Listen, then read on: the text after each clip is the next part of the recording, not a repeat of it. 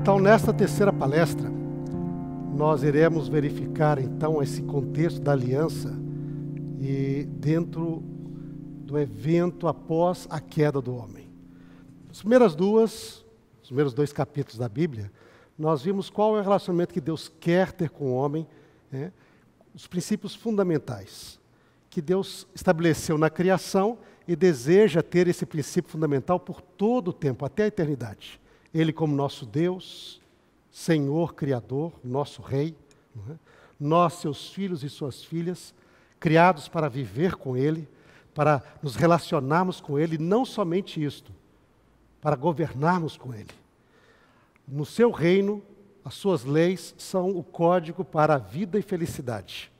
É isso que Ele deseja para nós, ao guardarmos suas leis. E o sábado como sinal da sua aliança.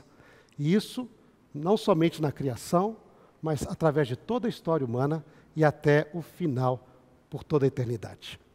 Este era o relacionamento que Deus queria ter com o homem. Se o homem não tivesse caído, viveria esse relacionamento para todo sempre. No entanto, ao nós seguirmos a leitura da Bíblia, nós vemos que o homem, ele recusou, rompeu esse relacionamento com Deus. E aí entra o contexto do pecado. Em Gênesis capítulo 3, verso 1 a 8, o ser humano quebrou um dos mandamentos básicos, ou mandamento básico de Deus. Não deveria comer do fruto da árvore do conhecimento do bem e do mal. E, no entanto, ele decidiu comer. E ao fazer isso, ele quebra um mandamento, uma instrução de Deus, e rompe o relacionamento com Deus. Agora já não existe mais relacionamento entre Deus e o homem. Não porque Deus não desejasse relacionamento, mas porque o homem, ele rompeu esse relacionamento. Ele, com a sua liberdade, disse, não, eu não quero seguir mais esse relacionamento. E aí então a aliança é quebrada. É essa a referência que lá em Oséias 6, 7 nós vimos. Adão rompeu a sua aliança com Deus. E agora, o que fazer? Visto que o homem, de maneira deliberada, decidiu romper o seu relacionamento com Deus, o que fazer para restabelecer esse relacionamento? O que fazer para renovar esse relacionamento? E aí nós vemos os outros aspectos da aliança de Deus na Bíblia. Os aspectos após a queda. Primeiro aspecto importante das alianças de Deus na Bíblia. Deus, Ele toma a iniciativa de reatar este relacionamento. Ele vai atrás do homem. Não foi o homem que pecou, e depois que pecou, Adão e Eva disseram, puxa, pecamos, nossa, não deveríamos ter. Vamos buscar a Deus e saber com Ele o que nós devemos fazer. Vamos falar com Ele. Não. Quando Deus aparece, o que o homem faz? Foge. Ele não quer relacionamento. Mas o que Deus faz? Deus, Ele vai atrás do homem. É Ele que toma a iniciativa de reatar esse relacionamento. Ele vai em busca do homem. Ele vai em busca, Adão, onde estás? Adão, onde estás? E o homem se escondendo de Deus. E aí vem um dos princípios básicos desse relacionamento. Deus sempre toma as iniciativas de estabelecer o relacionamento com o homem. Nunca um ser humano busca Deus. Sempre é Deus que busca o homem. E Deus faz esse restabelecimento através do diálogo. Através de perguntas. Por exemplo, por que será que Deus perguntou, Adão, onde está? Será que Deus não sabia onde Adão estava? A Bíblia diz claramente que Deus é onisciente. Ele sabe de tudo. Ele conhece todas as coisas. Até as coisas mais escondidas que estão no recôndito da vida, do coração e da mente humana. Deus sabe. Deus não sabia onde Adão estava? Quando ele encontra Adão, e finalmente, porque Deus vai atrás, Adão e Eva parecem aquelas crianças. A gente brinca com crianças quando elas são pequenininhas, né? Eles gostam muito disso. Eles se escondem e você brinca de encontrá-los, né? Eles estão lá dentro do armário e você vai lá, onde você está? Onde você está? E eles dão risada lá atrás, né? Acha a maior graça, né? E você para na porta e pergunta bem alto, onde você está? Né? E eles acham que você não está vendo, né? Criança pequenininha, quando esconde o rosto, já acha que está escondido, né? Tampou o rosto, já ninguém está vendo mais, né? Eu imagino mais ou menos Adão e Eva dessa maneira. Estavam ali escondidos atrás de uma árvore, de um arbusto, o que seja. Deus parado ali diante daquele local e diz, Adão, onde estás? Até que Adão vê ali e diz, bom, não há como se esconder, né? Deixa eu sair, né? Falar com Deus. Aí inicia na Bíblia, se nós abrimos a nossa Bíblia em Gênesis capítulo 3, Gênesis capítulo 3, né? No verso 10 em diante, quando Adão sai para encontrar com a Deus e diz, eu ouvi a tua voz no jardim e porque estava nu tive medo e me escondi. Aí Deus faz uma pergunta de novo, hein? Que aparece então no verso 11. Quem te fez saber que estava nu? Comeste da árvore de que te ordenei que não comesses? Faz duas perguntas. Hein? Aí Adão responde, a mulher que tu me deste por esposa, ela me deu da árvore e eu comi. Aí você chega para Deus, disse à mulher, que é isso que fizeste? Faz outra pergunta. E a mulher responde, a serpente me enganou e eu comi. Não é? É interessante o modo como Deus age. Nós sabemos muito bem que Deus sabe todas as coisas. Ele conhece tudo. Né? Aliás, inclusive nessa questão de pecado, quando nós vemos a história de Caim e Abel, Deus vem para Caim e faz perguntas. Por que aconteceu isso? Por que está caído o seu semblante? Né? Depois ele vem e diz, onde está o teu irmão? E ele responde, por acaso eu sou guardador do meu irmão? Aí Deus mostra que ele sabe de tudo, diz, olha, a terra que abriu a boca para receber o sangue do teu irmão, ela clama para mim, eu estou sabendo. Hein? Mas por que Deus faz perguntas se ele sabe de todas as coisas? Qual a razão? Hein?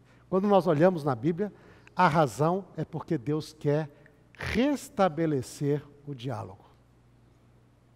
Ele quer ouvir a voz do ser humano. Ele quer conversar com o ser humano. Ele não chega falando, Adão, por que você pecou? Pá, pá, pá, né? Eva, por que você fez isso? Flap, flap, flap. Né?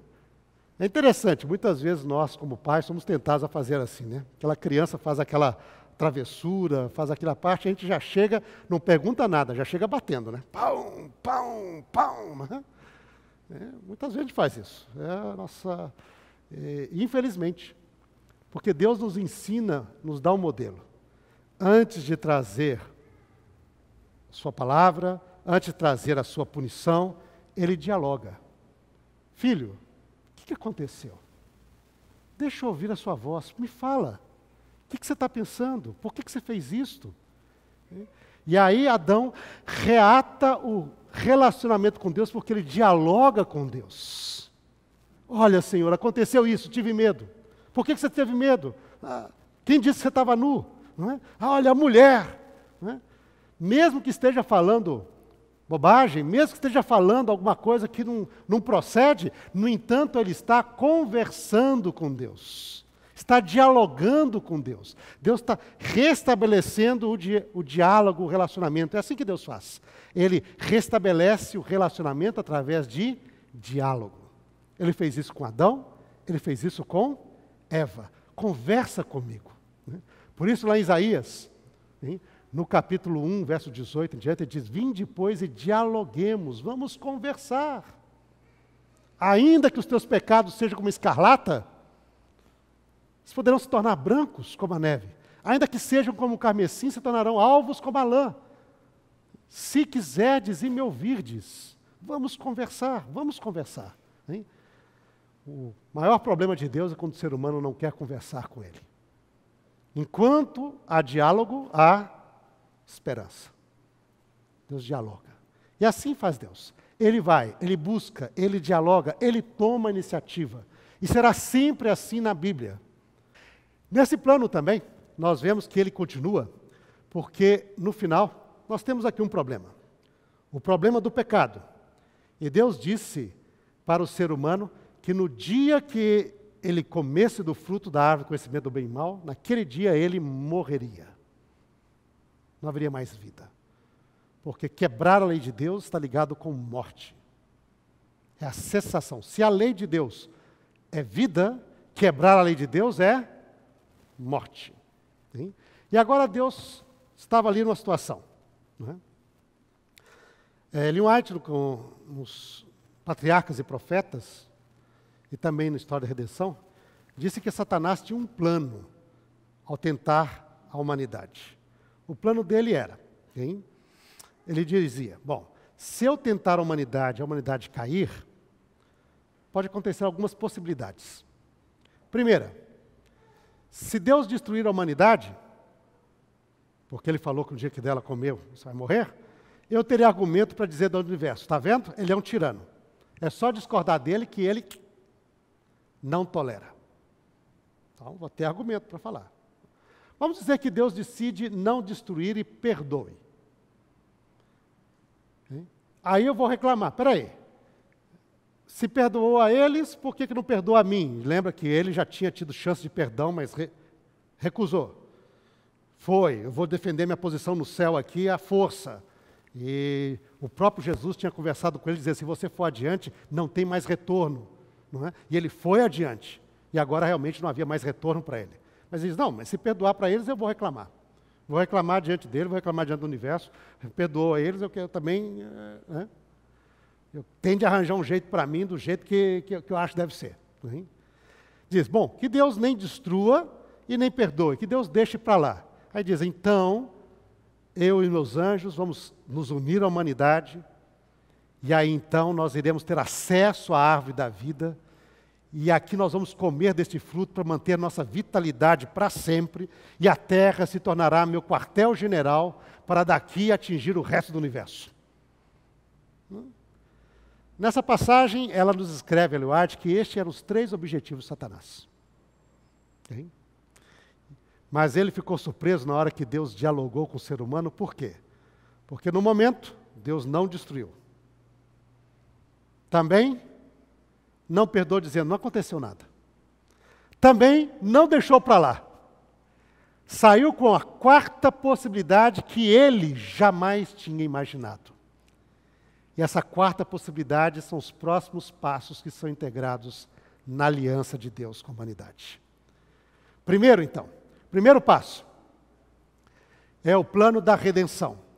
E o plano da redenção começa com a noção de juízo e maldição sobre a serpente. Notem bem, quando nós seguimos a leitura da Bíblia, no capítulo 3, verso 14, Deus dialogou com Adão, Deus dialogou com Eva, fez pergunta e esperou resposta, mas no verso 14, Deus fala com a serpente, mas não há diálogo. Ele não faz pergunta. Quando ele se refere à serpente, diz, visto que isto fizeste, maldita és sobre todos os animais. Deus não faz pergunta para a serpente. Diz, serpente, o que você fez? Por que você fez isto? Não. Ele faz uma declaração direta de juízo com maldição. Maldita és. Com a serpente não há diálogo. Existe o pronunciamento de um juízo. Você é maldita. Quando nós voltamos na Bíblia, essa maldição, maldita és tu, verso 14, a palavra maldita aparece de novo mais adiante no verso 17. Maldita é a terra. Isso aqui é algo bem interessante.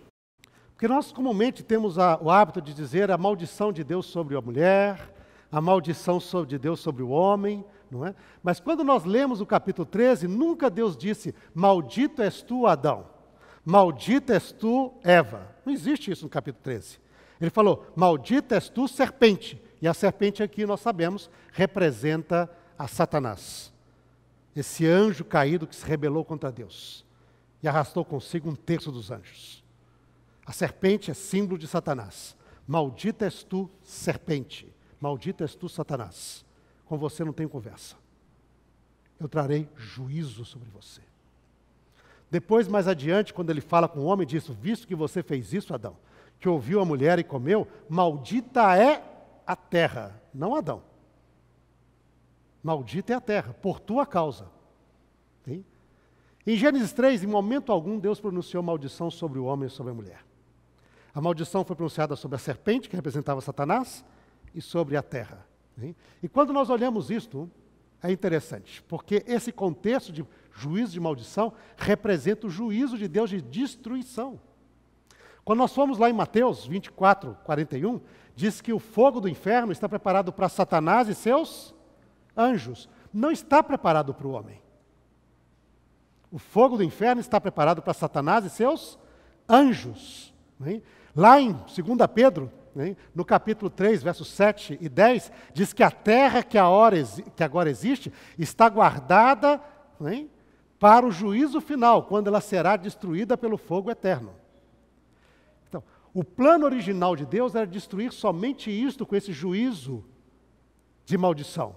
Satanás e seus anjos e a terra, agora contaminada pelo pecado. Mas Deus não queria destruir nenhum ser humano. Nem sequer um. Se todo ser humano quisesse, todo ser humano seria salvo por Deus. Deus não tem plano. Eu não tenho prazer na morte do ímpio, diz o Senhor. Antes que ele se converta, convertei-vos, porque haverias de morrer. Que loucura é essa? Como se eu tivesse alegria que alguém morresse. Não tenho alegria em morte de ninguém. Tenho tristeza porque é meu filho, minha filha. Como que eu posso me alegrar com isto? Maldição é para Satanás, seus anjos e para a terra. Okay? Mais adiante, quando um ser humano se rebela sistematicamente contra Deus e não quer mais dialogar com Deus, foi o caso de Caim, aí é a primeira vez na Bíblia que aparece: maldito és tu. Ou seja, a partir de agora você tem a sorte da serpente. Está em Gênesis 4. Mas Deus não queria nada disso. Maldição só para ele. Segunda parte desse plano de juízo. Hein? Disse ali que Deus planejou destruir a serpente. Ele promete que o descendente da mulher, a semente da mulher, ele diz, ele te esmagará a cabeça. Da própria mulher que você tentou, nascerá alguém que ele vai ser o veículo da sua destruição. Ele te esmagará a cabeça. Então, a primeira parte, então, do plano da redenção é juízo e maldição. Destruição da serpente. Sim? Mais adiante, então, nós temos, segunda parte do plano da redenção, promessa. Primeiro vem juízo e maldição para a serpente, destruição sobre ela. Segundo, promessa para a humanidade. Deus prometeu, aqui então, eu porei inimizade entre ti, a serpente, e a mulher. Entre a tua descendência e a descendência dela. Nada de harmonia entre vocês dois. Nada de você chegar e dizer, olha, nós estamos no mesmo time, vamos jogar juntos. Nada, não. Eu, Deus, porei inimizade entre vocês. Não vou deixar que vocês se unam. Tem? De tal maneira que Satanás, então, para poder agora arranjar seguidores, ele tem de enganar. Ele tem de se camuflar. Ele tem de aparecer de maneira escondida. Por quê? Você chegar e dizer, oi gente, eu sou Satanás, Lúcifer, caí do céu. Vocês querem me seguir? O que a pessoa faz? Eu não. Seguir Satanás, mas nem, não é? Poucos seres humanos aceitam essa ideia. São os seres humanos um pouco perturbados. Sim? Mas de tal maneira que mesmo nos lugares que servem diretamente Satanás, Satanás tem de enganar. Ele tem de se camuflar. Ele não pode aparecer assim. Por quê? Porque Deus disse, eu porei inimizade. Sim? Na sequência, promessa de descendente. Pense bem, tente se colocar no lugar de Adão. O que Adão pensava quando Deus apareceu no jardim do Éden chamando por ele? Deus tinha falado, no dia que dela comerdes, certamente morrerás. Aí ele vai lá, Deus aparece e diz, poxa, Deus vai me acabar comigo, né? Eu vou morrer hoje. Ele escondeu também por causa disso. Aí Deus chama, Adão, o que você fez? Opa. Mulher, o que você fez? Opa. Aí aparece a serpente, maldita és tu, ixi, já começou. Até o animalzinho que Satanás utilizou agora vai sofrer. Imagina a gente. Né? Maldita és tu. Certo, vai. Bom, ela não vai morrer, vai rastejar, porque no final só foi usada, não foi, né? Aí depois diz, eu porém inimizade entre ti e a mulher. Aí, Adão, opa, peraí, que história é essa? Ellen White diz que Adão pecou porque ele não suportava a ideia de deixar Eva morrer sozinha. Quis acompanhá-la no seu pecado para os dois terem a mesma sorte. E agora diz, eu porém inimizade entre ti e a mulher. Mas Eva não vai morrer, não? Entre a tua descendência e o seu descendente. Opa, ela ainda nem vai morrer, mas vai ter descendência? Ele diz, então sobrou para mim. Hoje o único que vai morrer aqui nessa história sou eu. Né? E se ela vai ter descendente, então Deus vai arranjar um outro para ela ainda. Como diria o pessoal com gíria, né? Rodei feio. A situação aqui está feia. Né? No final vai sobrar tudo para mim. Mas claro, eu fiz consciente, ela foi enganada, eu fiz consciente. No final eu vou morrer hoje. Né? Mas, depois quando Deus aparece para Adão e diz, e com o suor do teu rosto trabalharás todos os dias da tua vida. Opa, até eu também vou ter vida aqui. Mas notem, Deus promete então, inimizade e uma descendência. E agora então, nessa primeira vez, aparece a noção de morte, sim. Morte para a serpente. Mas morte, antes de Deus falar de morte para Adão, ele falou de morte para o descendente da mulher. Antes de falar de morte com o ser humano. Porque diz, este descendente vai te destruir, vai te esmagar a cabeça. E o verbo hebraico é shuf. Está ali. Hein? Shuf. Ele te esmaga a cabeça. E tu lhe ferirás o calcanhar. E é o mesmo verbo. Shuf. Assim o texto bíblico diz, ele vai shuf a cabeça e você chufa o calcanhar. Tem? Ele te fere a cabeça e você fere o calcanhar. E o verbo em si no texto dá uma ideia de correspondência. Para poder esmagar a cabeça da serpente, ele tem de ser ferido no calcanhar. E quando a serpente o fere no calcanhar, ele esmaga a cabeça dela. E assim o descendente iria destruir Satanás, entregando sua própria vida. Porque ser picado por uma serpente venenosa, na época aqui, é sinônimo de morte. Não havia soro antiofídico, não havia nenhuma... Mordeu para a serpente, você morre. Mas para poder destruir a serpente, ele teria de ser mordido por ela. Mas ao ser mordido por ela, automaticamente ele destrói a cabeça. Sim? E assim a primeira noção de morte que aparece no texto bíblico não é ligado com Adão. A primeira noção de morte de um ser humano no texto bíblico é ligado ao descendente do ser humano, prometido, o Salvador, o Messias que haveria de vir. E faria isto para poder destruir a serpente. Com respeito ao ser humano, Deus traz juízos. Sim, Deus trouxe juízo sobre Eva. Trouxe juízo sobre Adão, mas para preservar a vida. Sobre a mulher ele diz, a mulher que esperava morrer naquele dia, ela diz, eu multiplicarei as tuas gravidezes, você vai dar luz a muitos filhos, não só um só, a muitos. Ora, ela esperava morrer, agora Deus disse, você vai dar luz a muitos filhos. Evidentemente que no contexto do pecado, existem os seus reflexos. Você, no entanto, haverá dores e o problema da submissão, devido à questão da própria hierarquia na família para manter a unidade da família. Mas para quem, veja só a troca, a pessoa diz, maldição da mulher, maldição era morte no dia ou a vida numa situação, não naquela que Deus planejava, mas vida. Vida. E muita vida. Não é pouca não, é muita vida. A Adão também Deus diz a mesma coisa, sobre o homem diz, você vai trabalhar duro, você vai suar, você vai comer o seu pão, mas você vai viver. Ainda. Até o dia da sua morte, você vai viver. Um trabalho duro, é verdade, mas vida.